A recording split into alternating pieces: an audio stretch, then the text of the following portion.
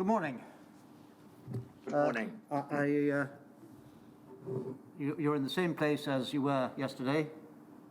I am. Well, so are we, and we're ready to begin. Ms. Richards. Okay. Dr. McClelland, you mentioned yesterday when we were talking about the inspection report, you thought there'd been a follow-up inspection.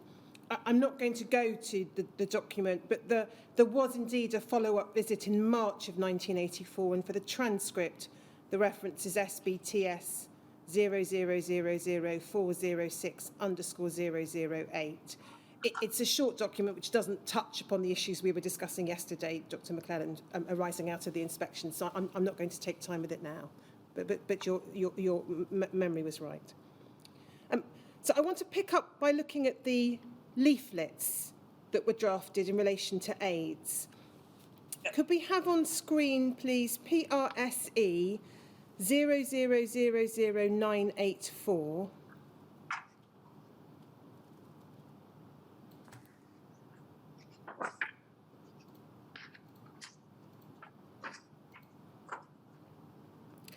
Now, this, as I understand it, Dr. McClelland, is the draft that was put together. We see it's got Dr. Smith's name at the bottom, Dr. Anne Smith, May 1983. And it's Dr. Smith and yours attempt, for the reasons you described yesterday afternoon, to pull together a draft. Is that right? That's certainly the earliest version of the leaflet that I've seen, and may well be the first one. Yep. And in terms of who it was circulated to, the handwriting in the bottom right-hand corner has got the name Mr. Watt, Dr. Taylor, and then Dr. McClelland. Do you know whether either this draft or the version that you subsequently started using at the centre in June of 1983, whether those were shared with the Haemophilia Centre and Dr. Ludlam? Wow. I honestly can't remember. I think I would be surprised if it wasn't, but I don't remember.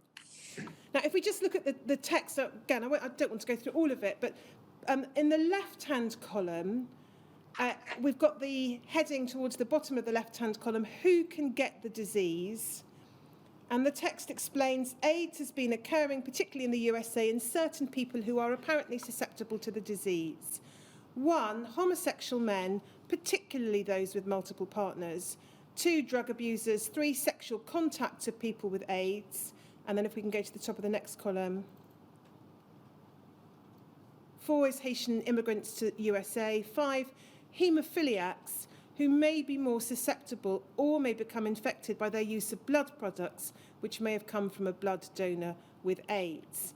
And then you also refer, or you and Dr. Smith refer in the text below, to a small number of young children having been affected. If we then go further down that middle column, the question, can it be transmitted by blood transfusion? The answer, it appears it can. Said in terms, it may have infected clotting factors that caused AIDS in haemophiliac men in the USA. And then the next paragraph says, not had any definite cases of AIDS in haemophiliacs in UK. If the clotting factor concentrate can be infected, then cases could occur in UK because much of the factor VIII is imported to UK from USA. The seriousness of the disease is then set out in the next paragraph. At the bottom of that column, the blood transfusion service is therefore concerned to try and stop any chance of infection spreading by blood transfusion. And then if we go to the right-hand column, it says we want to ask people who may be at risk from the disease to avoid giving blood until we have a suitable screening test. Many donors will remember we did this with hepatitis until we had screening tests for the hepatitis virus. Whose blood could be at risk? And then it said that you ask the following groups to refrain from donating blood. And then we have the categories there set out. Homosexual men, women who continually have multiple sexual partners, partners of bisexual men, anyone who abuses drugs, anyone who's been in contact with a case of AIDS. So if we just go back to the whole document, we can see, Dr. McClelland, from the text, that although in the right-hand column when you were describing who could get the disease, sorry, left-hand column when you were describing who can get the disease, the description of homosexual men referred to those with multiple partners, you weren't in this draft limiting the risk groups to homosexual men who had multiple partners. All homosexual men in this draft were being asked to refrain for the time being from donating blood. Yes, the reason for that, I think, was that nobody really knew what was meant by multiple partners, and we didn't. I think we felt that it was difficult enough to ask somebody to self-declare if they're homosexual, if they then had to also take into account how many partners is okay. Is two partners multiple? Over what time period? I think this was a matter of sort of just operational feasibility to simplify the category of those we wish to self-defer. Now that was the draft. The text that was actually used in the version that then went into circulation, at least in your region, in June 1983, was a little different, not radically, but different in some material respects. That's at PRSE 0004850. Yeah.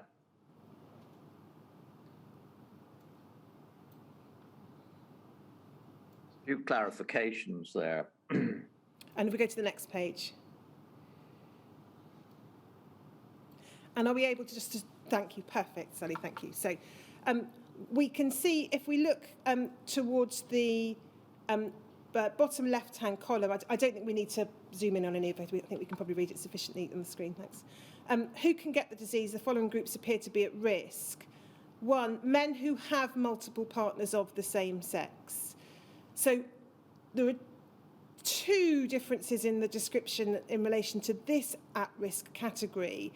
The word homosexual's gone, but also the group being defined as homosexual, or men who have sex with men, has gone, and now the risk group is identified by reference to having multiple partners of the same sex. Now, why did that change come about? Well, 2 reasons. The reason for specifying partners of the same sex was that the previous version had simply said multiple partners, which left uncertain whether it was multiple male partners or female partners. That was just a clarification. We were not aware of any grounds for excluding men who had more than one female partner. The reason why the word homosexual was removed was, I think, as a result of negotiations with the members of the Edinburgh gay community that I referred to yesterday, and I think they felt that the word homosexual has so many difficult connotations, or certainly did in 1983, and that men who have multiple partners of the same sex described a pattern of behavior which is quite specific and didn't involve the use of a label, which many would see as pejorative. Now, I want to come back to that in a moment, but if we just then continue with the middle column, we can see intravenous drug abusers. So the reference to intravenous has been added. The reference to haemophiliacs being at risk is still there, but this version also now adds recipients of blood transfusion as an identified risk group. That was a change from the original draft, I think. That's correct. And then if we go to the right-hand column and we just look at whose blood could be at risk, it says, picking it up in the 4th line under that heading, we would ask people in any of the high-risk groups described above to avoid giving blood until we have a suitable screening test. And then there is the reference again to the position in relation to hepatitis. Now, if we put to one side the loss of the word homosexual, the key difference here, is it not, is that this would only, to anyone reading it, this would only make someone think that they fell within the high-risk category on the basis of multiple partners. If they were having multiple partners of the same sex still, so you've got that problem of definition of not knowing what multiple partners might be. Absolutely. Why was the leaving aside the loss of the word homosexual, why was the change made so that the risk group was now identified by reference to a present pattern of multiple sexual partners of the same sex?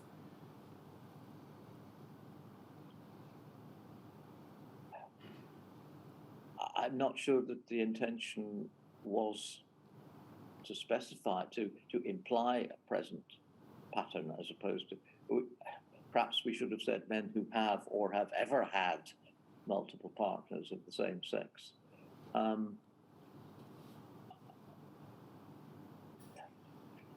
That was I think we were also trying to retain a reasonably simple wording.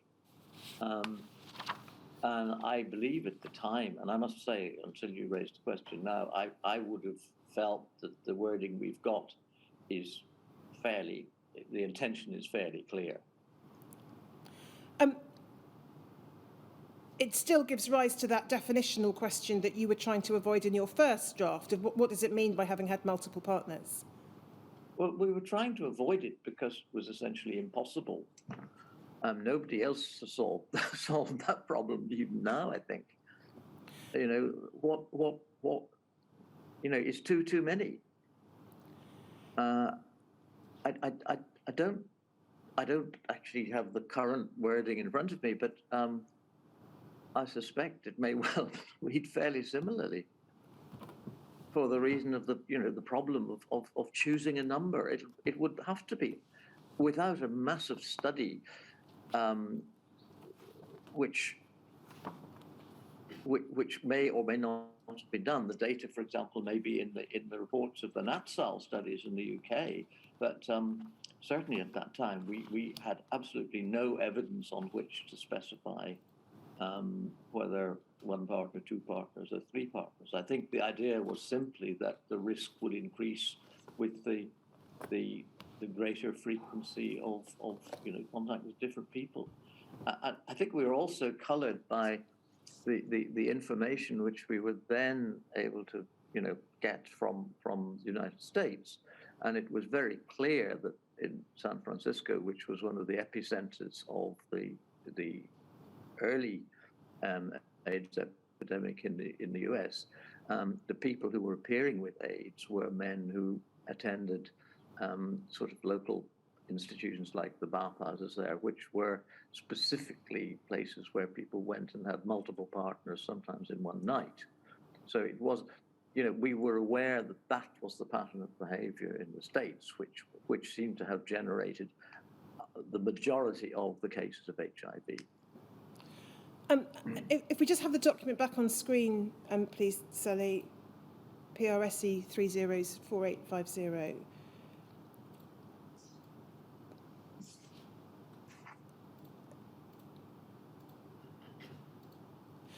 Then just in relation to the way in which drug abusers are described, intravenous drug abusers, as I think you may have alluded to yesterday, and others certainly have in their evidence, it subsequently became apparent that the way in which that was drawn or described, a lot of people didn't realise that they or wouldn't identify themselves as a drug abuser if they'd taken drugs in the past and no longer did, or had taken drugs on one occasion. So that was, I think, subsequently realised to have been described in too narrow a way. Yeah, yes, I think that's true. But in practical terms, at the time, people who had, in 1983, people who had taken drugs some years in the past probably were in fact not at risk because HIV was, if it existed in the UK population, it was an exceptionally low prevalence, even, some years before 83.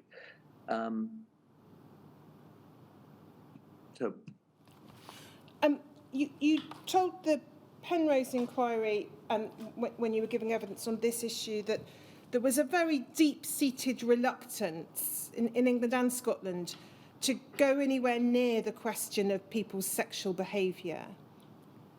That's undoubtedly true. And I think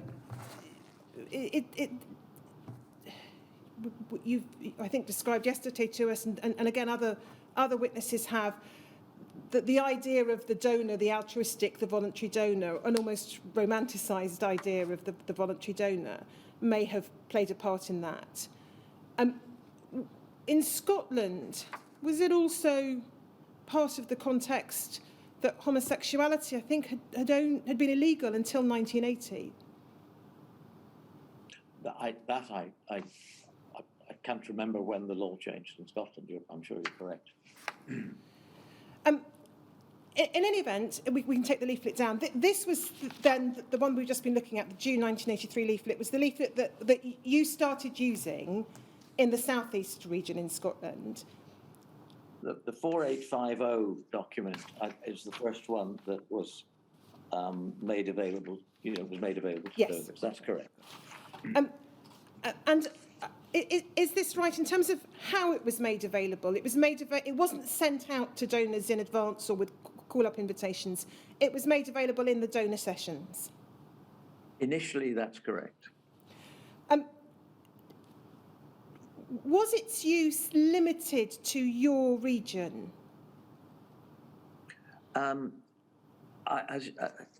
It was available to all the other directors. In fact, they saw several drafts of it. I think we'd actually printed it ourselves in the very first, or maybe even, Roneoed it in the days when one used those machines.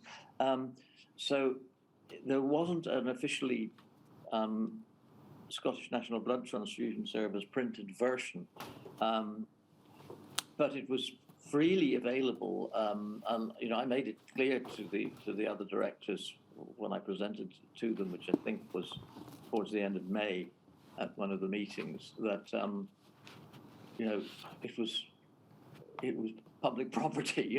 That I couldn't, as I tried to explain yesterday, I think all I could do was say I think it'd be a good idea to do this for the reasons of minimizing risk to recipients, but also, it's important that you can show in the future that you've made some sort of effort to address this problem. But there was some reluctance. And then if we look at MACK 0001960_001.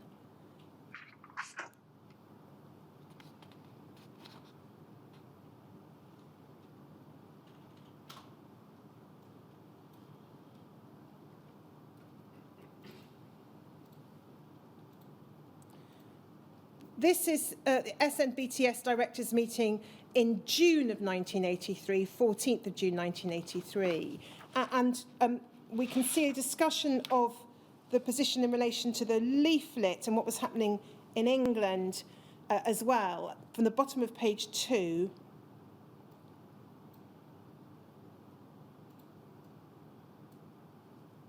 So under the heading Aids at the bottom of the page, Dr. Cash described at the meeting the discussion which had taken place in a recent meeting of the SNBTS coordinating group. Dr. McClelland tabled a revised version of a leaflet which he'd given to the coordinating group, and Dr. Mitchell, and then I'm afraid the text of the very top of the page is beyond my skills, not necessarily beyond yours, sir. There's a few words missing, and then discuss it with the doctor at the blood donor session is the only bit I can make out. I'm no better off. In any event, it then says the coordinating group had known about a leaflet being produced for use in England and Wales by Dr. Barbara. Dr. Gunson explained this had been circulated and revised following comments from the service in England and Wales. DHSS administrators had expressed the view that the leaflet would not have the required impact, so Dr. Gunson had edited it, adopting a question and answer format. He had identified those donors whom the service would prefer not to see for the time being, homosexual men, especially those with multiple partners, drug addicts and anyone who had had sexual contact with a sufferer from AIDS. There was pressure in England and Wales for this leaflet to be sent or given to every donor rather than merely made available at sessions. Dr. McClelland had amended his leaflet following discussion with representatives of the Scottish homosexual rights group who were issuing a press statement and who would distribute the leaflet which was ready for issue within their own organisation. It was acknowledged that if the purpose of a leaflet was to deter donors, it would require to be issued before they attended a donor session, and Dr. Gunson explained that it might be circulated with donor call-up letters in England and Wales. And then if we go to the next few paragraphs, there was some discussion on the attitude being taken by the American Red Cross and by the Council of Europe. Dr. Cash agreed to circulate copies of a Council of Europe paper on the subject of AIDS. It was suggested that the BTS, the homosexual rights group, and a venereologist might cooperate in research into AIDS. Dr. McClelland felt from his contacts in the group they would welcome this. There was also discussion on how best to deter certain donors without causing offence to others. Mr. Watt suggested this would be best achieved by addressing as wide an audience as possible through radio and television. Directors noted the DHSS was closely involved in England and Wales and recommended that the SHHD should have a similar involvement in Scotland. And then the next paragraph says that Dr. Cash undertook to liaise with colleagues in the SHHD.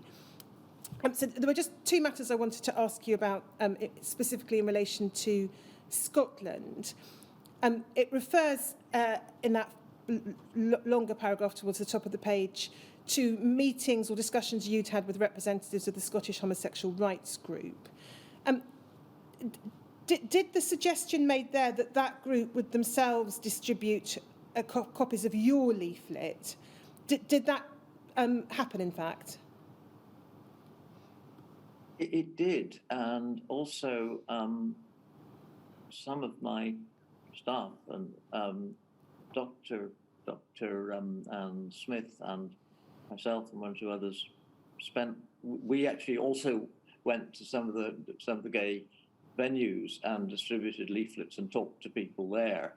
I can't honestly say to what extent the gay community itself distributed the leaflet, but I can say that we got from the gay community, we had a pretty positive reception. I think, I think it wasn't, most of the people in that community that we spoke with understood the importance of what we were trying to do. It wasn't a hostile reception at all, quite the opposite. And then the second one I wanted to ask you about was Mr. Watt's suggestion of using radio and television to try and get the message across to deter donors as much as possible. Do you know if that happened in Scotland at this time? We're talking now about the middle of 1983 and the second half of 1983.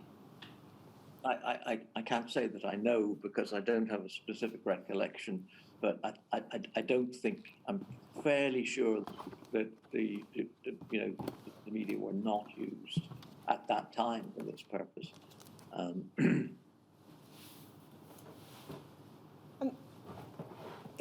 If we then just, in fact, before I go to the next document, did you get any feedback from members of your staff, whether it was donor attendants or doctors or nurses attending the donor sessions? Did you get any feedback of any adverse reaction to the leaflet once it went into circulation in the South East region in June? I actually can't remember, but I did see a document in probably one of the sort of later tranches of documents that you sent me.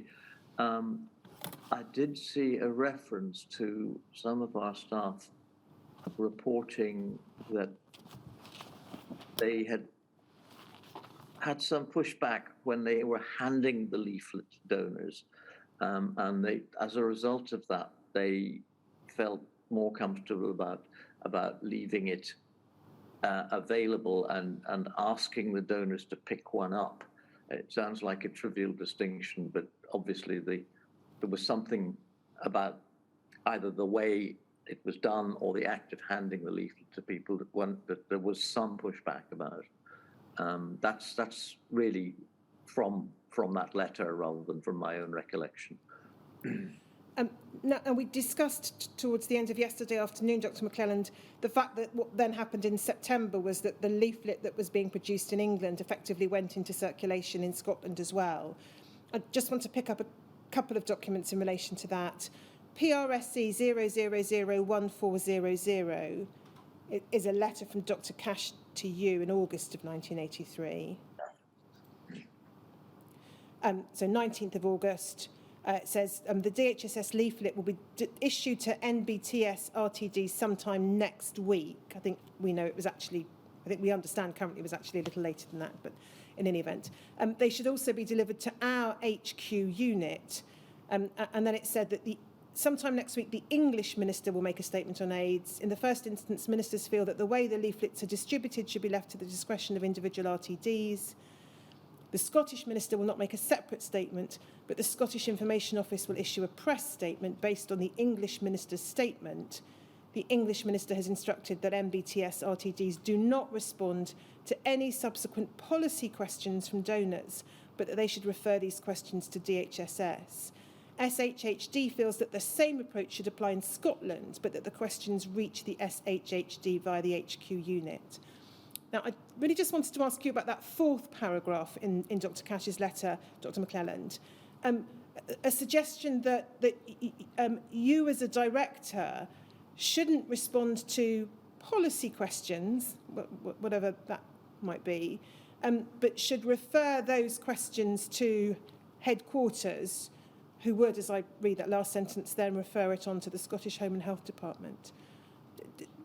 What did you understand was the concern here? I think I don't actually remember. I don't remember reading this at the time, but to be honest, I think I probably would have ignored it because, the route proposed, I think, had been suggested because there'd been a lot of sensitivity. Certainly, when we initially produced a leaflet, discussed it with the gay community in Edinburgh, and then made it available to donors, there was. I now realise from reading documents that there was quite a lot of concern in both the SHHD and the DHSS that somehow we had done that without the policy people or the government's press people or whatever having a chance to scrutinise it. And I think I think it was just a sort of control issue, really, to be honest. The route of communication proposed here would have been completely dysfunctional. My view and my colleagues' view in doing the job was that if a donor had a question to ask, it was up to us to answer it. We'd happy to relay that question to the department, but they'd either get an answer if it went through this route. They'd either get an answer 6 months later, and if they got it, it would be so anodyne as to be useless. That was our feeling, and I don't think I'd feel any differently now. If we just look briefly then at the text of the leaflet referred to here, which was issued, I think in England, Wales and Scotland on the 1st of September, it's PRSE 0004076. We've looked at it in inquiry hearings, Dr. McClelland, with other witnesses on a number of occasions, so I won't take long on it. So that's the leaflet. We go to the next page. We can see in terms of who is at risk of AIDS. We can just zoom in on that. Thank you. The group is there defined as homosexual men, so that word has come back in, who have many different partners, and then drug addicts, male and female, using injections. This leaflet was accompanied by the issue of a press release in Scotland, and I just want to look briefly at that. We've looked at the English press release again with other witnesses. PRSE 0002778. Yeah. This is the Scottish Office Press release of the 1st of September 1983. If we can just look at the overall text of it a little more closely, Sally. Great. So it talks about the information leaflet being published today by the health departments in the UK for distribution in Scotland by SNBTS. And then if we look at the third paragraph, it says no causes of the disease have been confirmed in Scotland. Sorry, no cases of the disease have been confirmed in Scotland. And the Scottish Home and Health Department emphasised today that there is no conclusive proof that the disease can be transmitted in blood or in blood products. There is, however, no screening test the BTS can use to detect people with AIDS, and donors, and then there's a typo, are asked not to give blood if they think they may have the disease or be at risk from it. And then there's a reference to self-sufficiency in the following paragraph. Really just wanted to invite any observations you have about that third paragraph and the emphasis from SHHD of the line to take that there is no conclusive proof. It might be said that there is a tension between that and what was actually being said in the leaflet, in any of the versions of the leaflet, indeed, that we've looked at. Do you have any views on that? Well, I do. I have very strong views about that it's, there's not only a tension between that and what's in the leaflet, there's a tension between that and reality, that by this time, frankly, there was really little shadow of doubt that this was a disease transmissible by blood or in blood products. It's just misleading. I was horrified when I read that again. Now, I want to pick up now matters in December of 1980. Sorry. Verging on being a lie, I would say.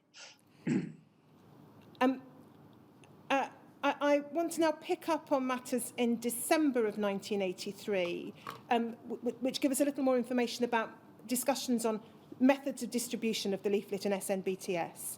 So if we go, please, to MACK 0001529.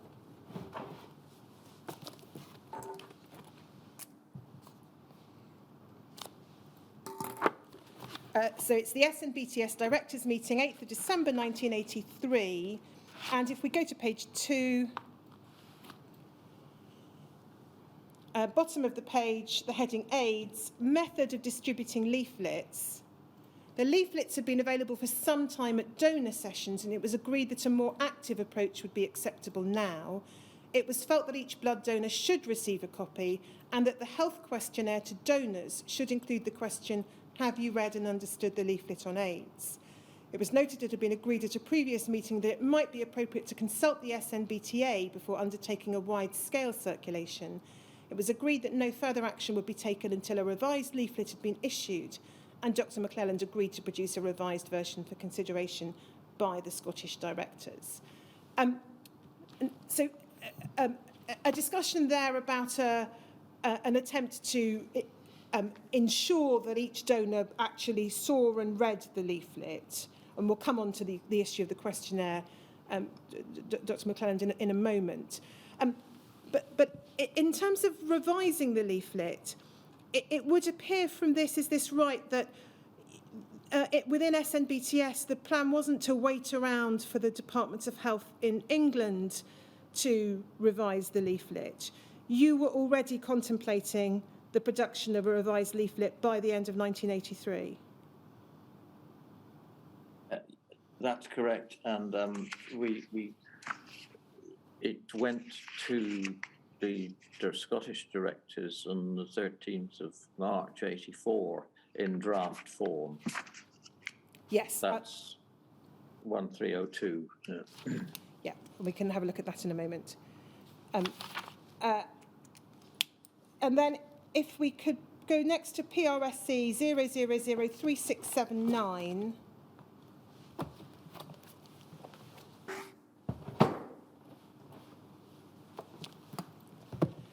So this is a letter from you to Dr. Cash, 23rd of December 1983.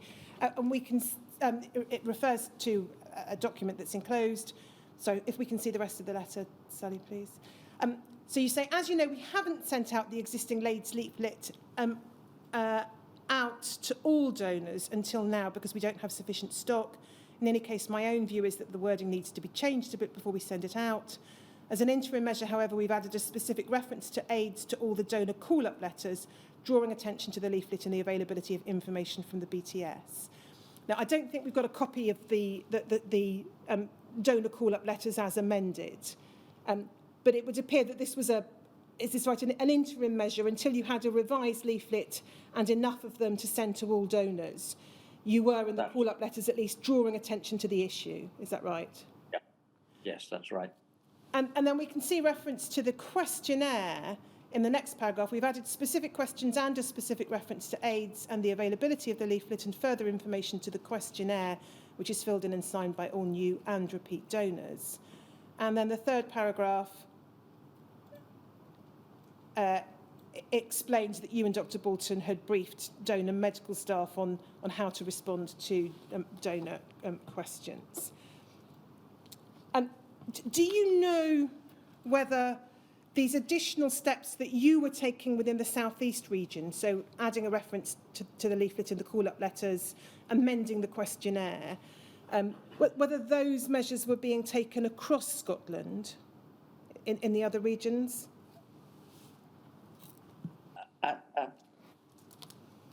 At the time of writing this letter, I honestly don't know. What I do recall is that somewhat later, and I think in relation to the leaflet that's under discussion here, Professor Cash wrote to all the directors with quite a detailed specification of what was to be done with the leaflets. I have seen that letter fairly recently.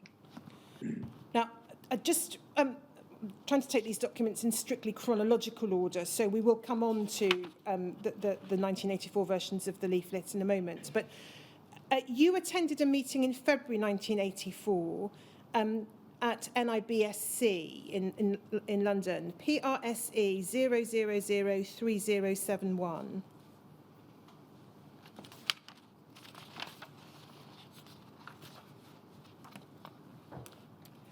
So we can see there it's a meeting on the infectious hazards of blood products, the 9th of February 1984. If we go to, first of all, to page 6, just wanted to pick it up at the bottom of the page. It reads, Dr. McClelland presented data which suggested that the risk of transmitting non-A, non-B hepatitis by blood transfusion was 1 in 100, for hepatitis B 1 in over 10,000 transfusions, and for transmitting AIDS approximately 1 in a million. Now, before I read the rest of the text, can you just assist us with the understanding what that data was, in particular in relation to non-A, non-B hepatitis? Unfortunately, I can't. I was asked that specific question in the Penrose inquiry, and I have no recollection of what sources I used for that information. And then continuing, however, for haemophiliacs, the risks were much greater because of the large number of donors to whom they were exposed. The policies adopted in Scotland to minimise the risk of transmission of infection were explained. The three main strategies were: 1, avoidance of high-risk communities, such as prisons, known homosexual areas, etc. Now, I just want to take each of these in turn. Prisons we dealt with yesterday. I don't have any further questions in relation to that. Known homosexual areas. So this reads as though you're suggesting a strategy of avoiding particular geographical areas.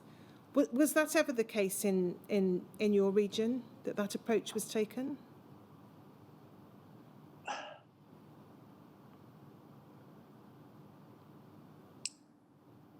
I don't think it was. I really don't. As I said to Lord Penrose, the problem I have with this document is that it's a minute of what was a very full quite complicated meeting. I have not retained the notes or slides which I would have had of the lecture that I gave. So this may be an accurate representation of what I said, but I can't be confident of that. And I have no recollection that we ever identified geographical areas as having particular risks, because we actually at this time didn't have any data pertaining to the southeast of Scotland that would have allowed us to do that. Obviously, the area that was specified in the American guidance was Haiti, which was highly controversial. Later on, as you will know, there were other parts of the world recognized as having very high rates of HIV. But I actually think that could be an error in the minuting. I certainly don't remember that we identified geographical areas. And I'm conscious these are not your minutes, and I don't think we've seen any evidence that this note was sent to you at the time. But I just wanted to ask you then about the second strategy. The third is about the exclusion of high-risk categories. The second is described as detection of clinical abnormalities by examination and careful questioning. Are you able to assist us in understanding the significance of that in the context of the transfusion service? Because that's precisely what, as I understand it, you weren't doing in the transfusion Well, we weren't service. doing that. I mean, we discussed this yesterday, and it has never been possible, and it's present in many of the guideline documents that unfortunately, a full physical in the type of sessions, volunteer donor sessions that are run in the United Kingdom is simply not possible. So again, I cannot recognise that wording. Now, you referred a few moments ago to the draft that was then circulated at an SNBTS meeting, or certainly referred to as an SNBTS directors meeting in March 1984. I'm not going to go to the meeting minutes. For the transcript, the reference is PRSE 0003405. The draft that you referred to, Dr. McClelland, PRSE 0001302, if we could just have that up on screen. Just before we leave this document, this is the note of a presentation which you were giving, I think. That's correct. Did you get a copy of this afterwards? I have no recollection of seeing this after the meeting. And if you had, you would have corrected the errors. Well, I'm sure I would, because, as I say, I cannot, I cannot now imagine any circumstances in which I would have used these, stated detection of clinical abnormalities by examination, because it was very clear that we didn't do that. Yes, and the avoidance of, quote, known homosexual areas, close quotes, again, is not something which you ever suggested. It was a strategy or even thought about. No. So this is surprising, but I feel that the minute looks to me as though it has been, somebody has looked at some of the existing, exclusion criteria that have been published from other places, possibly, or, it doesn't feel to me as though that is actually anything like a transcript of what I said. But unfortunately, I don't have records of my lecture. No, but thank you. So if we then go to the reference you mentioned, PRSE 0001302. Now, this is a draft of a leaflet on AIDS designed to be sent to blood donors with routine call-up letters during 1984. That helps us date it. And if we look at the top of the page, we can see a reference, item 3C of 13 March 1984, so 3B. So I think that tells us this was relating to that directors' meeting in March of 1984. If we then go to the text, next page, and again, it's very obvious that this is a draft. It's got handwriting over it. If we then go to the next page, please. Who is at risk? This is the third heading. The risk group is then reverted to your original description of homosexual men, so no reference to, or no limitation of multiple sexual partners. And then if we go to the next page. Interestingly, if I can just observe, can we just go back?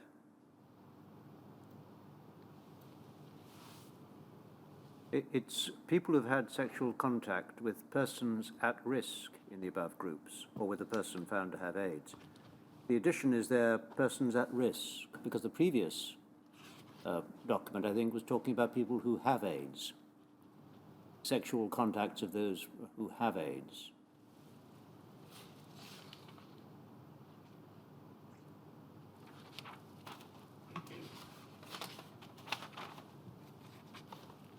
That's correct. And the reason I mentioned that is that I noticed at the time that was so, and I just reflected that it is an inference, at any rate, which can be drawn from what Dr. Krask was saying at the end of 1982, start of 1983, that it was appreciated that there was quite a long incubation period before the symptoms ever arose. And if one were to assume that a cause was most likely viral, then there would therefore be potentially a long period of infectivity without symptoms. And one might have thought it was appreciated early in 1983 that was the case, but I may simply be assuming too much. I think factually what you say is absolutely correct, but I think, when we were starting off from ground zero on this, it was very much a learning curve. We were trying to produce something that was reasonably simple and that we would not, perhaps accidentally end up excluding people who should not be excluded. Some of these criteria, actually, when one began to put them into operation, suddenly a large number of people appeared to be embraced by those criteria who probably weren't at risk at all. So they're actually more difficult to write than perhaps initially seems. But this, how was going to define a person who had sexual contact with persons at risk in the above groups? It assumes a degree of knowledge on the part of the individual in the highlighted area here, that they will remember the sexual contacts they've had, that they will know everything about the person that they've had sexual contact with, and so on. So it's difficult. I personally think this wording is probably better than what we'd had the first time, but it raises its own practical problems. Yes, well, thank you very much. So I should just say, in relation to the various iterations in terms of that wording, Dr. Smith and Dr. McClelland's original draft was indeed sexual contact of people with AIDS. But it's right to note that the June 1983 leaflet, so the one that was actually then used in Dr. McClelland's region, used the words sexual contact of people at risk to AIDS. And then the DHSS approved September 83 leaflet then is narrower, sexual contact of people suffering from AIDS. And then you're absolutely right, this then is wider than that. Yeah.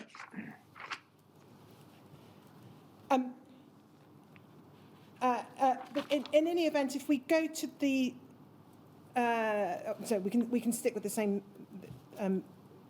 text, I think. You've reverted back just to homosexual men. So in this draft, you're trying to avoid, is this right, that the difficulties that references to many partners or multiple partners might bring with it. I think that was the intention. Now, again, I'm not proposing to go to it, but for the transcript, there's then a further SNBTS directors meeting in June, PRSE 0002709. That refers to a final version having been produced by you and arrangements being made for printing. We'll look at what might be the text of that final version. I'm not 100% sure that we know for certain which it was in a moment. But is it right to understand that in Scotland in 1984, you did not wait for the Department of Health in London's consideration of producing a revised leaflet, which we know ultimately didn't bear fruit until early 1985. You got on with producing your own revised leaflet in Scotland? Yes, I think that's correct. Somewhere I've recently read a letter that I wrote to Dr. William Wagstaff about an AIDS leaflet, but I can't remember the date of that letter. It will probably crop up. It may be a year later than this, but what I took from that letter was that I was in contact with him as representing the English service about preparation of, it may have been yet another draft. The other recollection I have is of something that I read in Dr. Walford's statement, in which there was a memo, a Department of Health memo, in which an officer in the Department of Health says, perhaps we should wait to see Dr. McClelland's latest draft because he did the original leaflet or something like that. Again, I can't remember whether that was this year or a little bit later. But there was definitely those two pieces of evidence that somehow I was in touch with Wagstaff and about an AIDS leaflet. And I'm sorry if you're coming to that later. I apologize. Not necessarily, I think, that specific letter, but I'll see if we can find the reference for it. Can we look at PRSC 40286?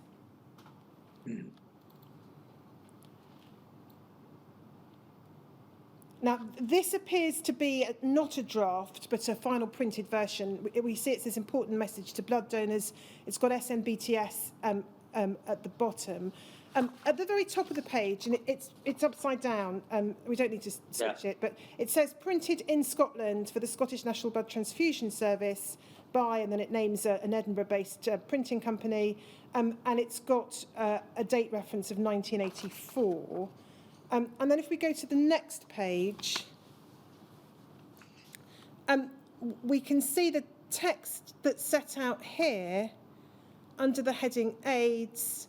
I won't read the first paragraph, but then the risk groups, who are here identified as having an above average risk, rather than using the phrase high risk, are identified, as we see set out in the middle of the page, and it's sexually active homosexual men. So we've lost the reference to multiple partners or many partners from the previous version in circulation, but it looks like the word sexually active have been added to your draft, which referred to homosexual men. And then in terms of drug use, we've got present or past abusers of intravenous drugs. But just looking at the description, sexually active homosexual men, do you have any recollection of if this is the final version that went into use, which looks like it might have been, why that change was made? Yeah, I think this was probably as a result of input from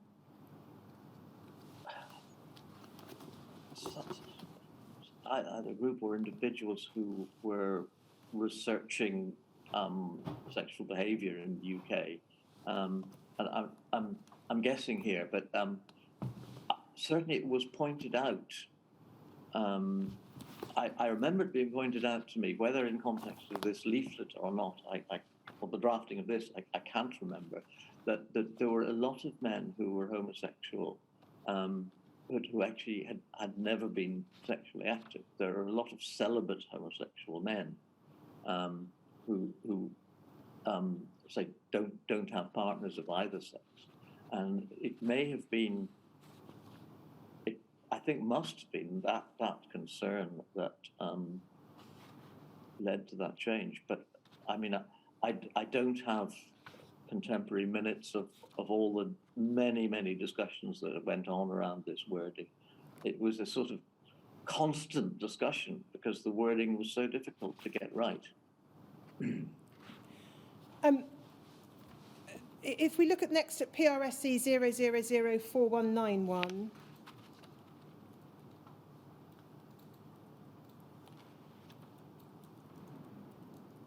now, this is recorded as a report of a meeting of the Advisory Group on AIDS, 27th of November 1984. I'm not sure that you were in attendance at that meeting, Dr. McClelland, but I will ensure that I check that. But if we go to the third page, sorry, bottom of the second page, this is in the context of a discussion on development of HTLV3 testing. Yeah. I can get no clear picture of when or how a serviceable assay will be provided. Now, I draw attention to that for present purposes because just to show these aren't formal minutes. This is someone's note of the meeting.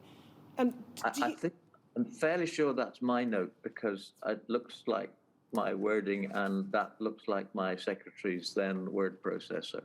Well, that answers the question I wanted to ask you as to whether this was in fact yours.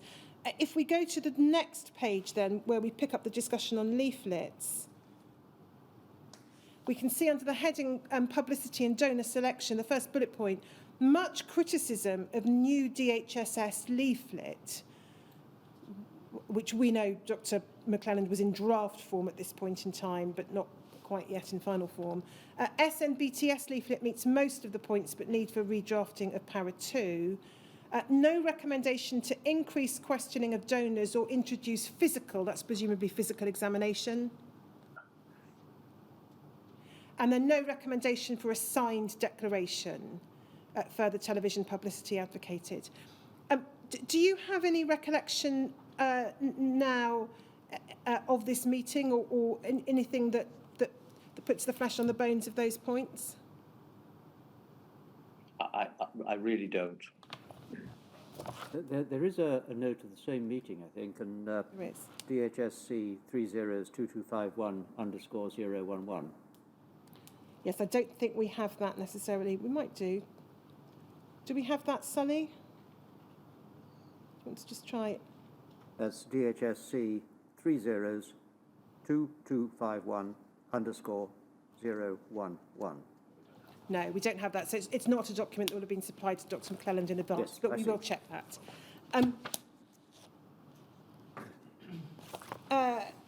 Now, just sticking with the leaflet for the time being, although there's no recommendation for a signed declaration emerging out of that meeting, if we look at a letter from you to Dr. Cash a couple of days later, it's SBTS 40242_026.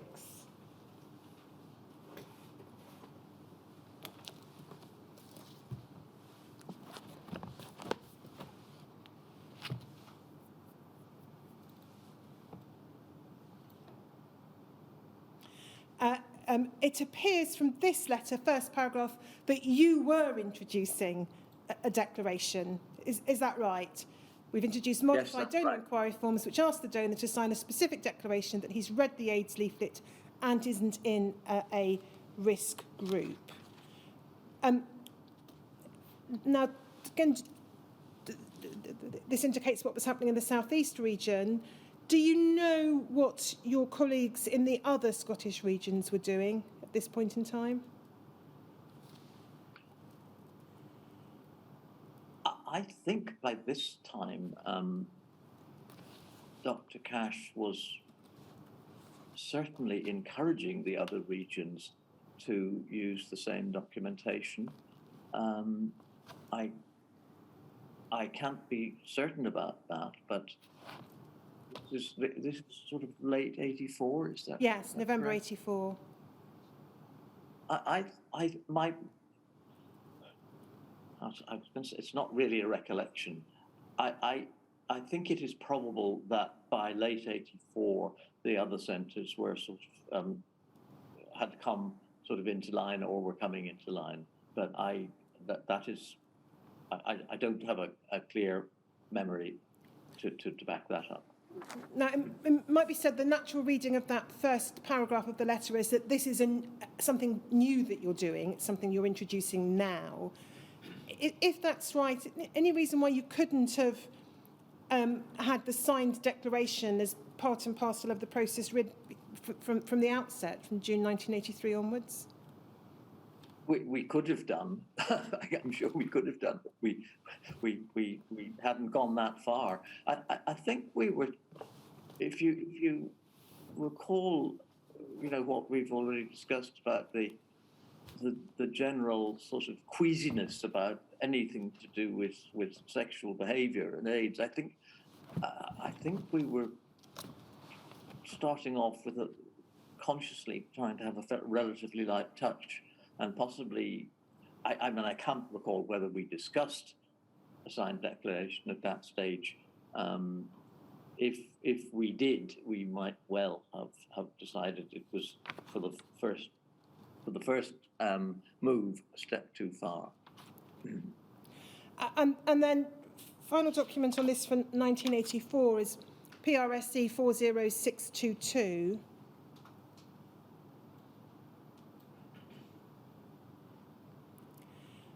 Now, this is a letter from you to Dr. Cash, 17th of December 1984. As I read it, you are here discussing the leaflet that we looked at, the PRSC 40286 leaflet, which referred to sexually active homosexual men as its text. And it appears that you're discussing with Dr. Cash further changes that might be made to the leaflet, but you're saying in the first paragraph, not wise or practicable to issue another version just yet. But is this right? You're then identifying some points that should be changed when the next version comes out, so when it's next revised. And point 3 is the line which currently reads sexually active homosexual men should probably be changed to read homosexual or bisexual men. Yeah, this was obviously giving him early warning. I can't remember the precise date sequence of events, but I think it's probable that at the time I thought just the practicalities of issuing yet another leaflet at that point, plus the fact that it might confuse some of the donors. I imagine those were the sort of considerations that I had in mind, and possibly also that I felt there was a need for a little bit more discussion of the precise wording for a new draft, because there were a lot of parties involved in this, and it was important to have, on side people who needed to be on side with whatever wording we were using. And then if we look at PRSC 303435, this is a letter from Dr. Pat Hewitt to you, 16th of January 1985. As promised, I'm sending you a copy of our AIDS questionnaire, explanatory note for donors, and revised AIDS leaflet. And she then sets out the questionnaire process that they were using, and the procedure that they were using in some detail in that long paragraph. And then next paragraph says she is enclosing some reasons why you should not give blood leaflet, which we devised to overcome the reluctance of donors to pick up and read a leaflet on AIDS. And then if we go to the third page, this is one of the enclosures to her letter, and over the page, further one. Do you recall the context for this correspondence? You seem to have had some discussion with Dr. Hewitt. Yeah, absolutely, I do. They had, Dr. Contreras had been to the United States shortly before this, and possibly in New York, I can't remember. I think it was New York she visited, and they were using, they'd introduced a system which they called confidential unit exclusion in trying to address the problem of, embarrassment at the session if it emerged for any reason that my donation was not going to be used for transfusion. So what they were offering the donors was the opportunity by using this form to say, I think I might be in a risk group. I might have an increased risk, and therefore I'd like you to take my blood, but please don't use it. Now, Dr. Contreras introduced that system in Edgeware. I'm not sure whether they published or not. My recollection is that the yield, if you like, of donations that would have caused a risk was extremely small. It didn't appear to be a particularly effective way of identifying donations that might otherwise have got through to the point of testing and processing and use. I suspect, I don't know, but I would imagine that once testing was introduced, they probably stopped doing this because it was quite labor intensive, and the yield, once there was an effective test in place, probably wouldn't have had very much. That's the background. Dr. Stewart's letter, although it doesn't specifically mention confidential unit exclusion, Jack Gill and I were, thought this is something we really ought to try, and we were wanting to get details from Pat about how they were doing it, because we didn't want to reinvent the wheel. And Dr. Hewitt's given evidence to the inquiry about that process. Did you introduce anything similar in the South East region? I think we decided not to. I don't know if Dr. Gillen gave evidence on that. I don't recall us introducing it, or possibly for a short time. I don't think it became a permanent feature of our operations in the period before we started HIV testing. And then, final question in relation to the leaflets. If we look at PRSE 303628, please.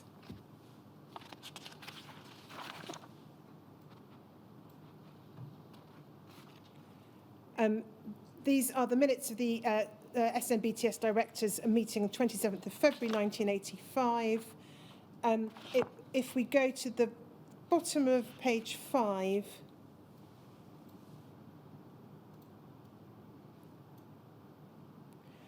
we can see the reference, the last two lines, circulation of AIDS leaflets, and there's a reference to leaflets produced by the Terence Higgins Trust and AIDS Monitor. And then if we go to the top of page 7,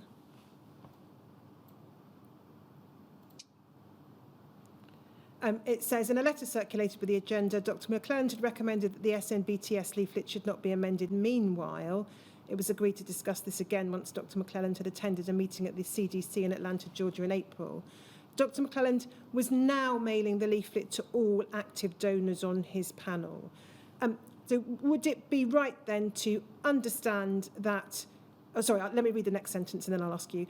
It had been agreed at the previous directors' meeting that such action was impracticable, but the matter had been reconsidered by the coordinating group on the 19th of February, when it was proposed that mailing should be extended to all active donors wherever possible. The directors confirmed their agreement to this principle.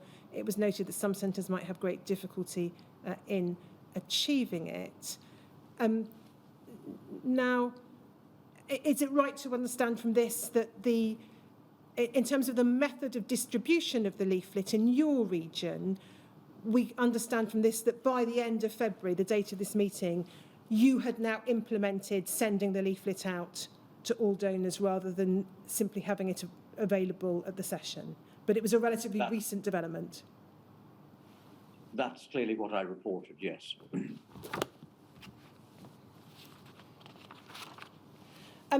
Dr. McClelland, I'm not going to ask you about any of the various later versions of the leaflet post the introduction of screening. So that's what I wanted to ask you about, leaflets.